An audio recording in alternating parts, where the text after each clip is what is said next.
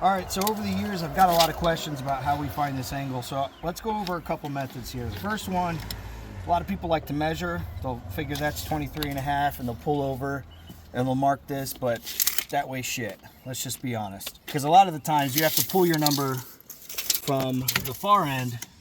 You'll have to make a mark, then you'll have to square it up, then you'll have to pull over 23.5, then you have to find something to trace, and that's crazy. Just to be sitting there doing that all day long, it's slow, it's inefficient, too many moving parts, too many ways to mess it up.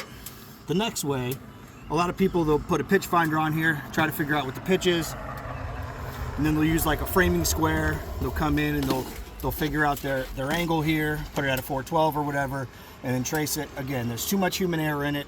It's trash. There's a lot of different ways to do it. Those two ways, in my opinion, absolutely suck. What we do is we lock a piece in, pretend that's locked in. You always want to make sure it's at least like 4 foot or so.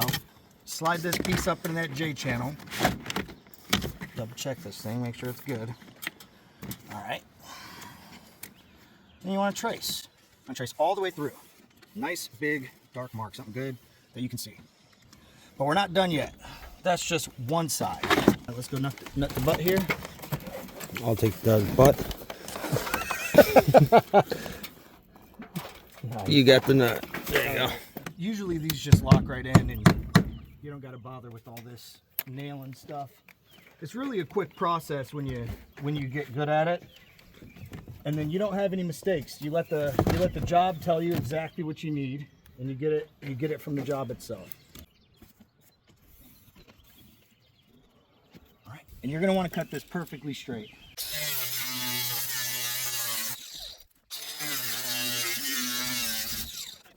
Not done yet. Get your knife out. Be very careful to get exactly in that little groove right there. Give it a score. You don't got to cut all the way through it. Just make sure you're staying in that crease. And this should break off. Whew. Left. Whenever we're cutting on the left side, and we have a right. I make my mark right here. Slap this on, lock the middle in. Now the bottom's not catching, that's why we cut off that bottom lip. So now this can slide perfectly straight wherever. And you slide it right to your mark, put it on. You can even get the nail flange up there.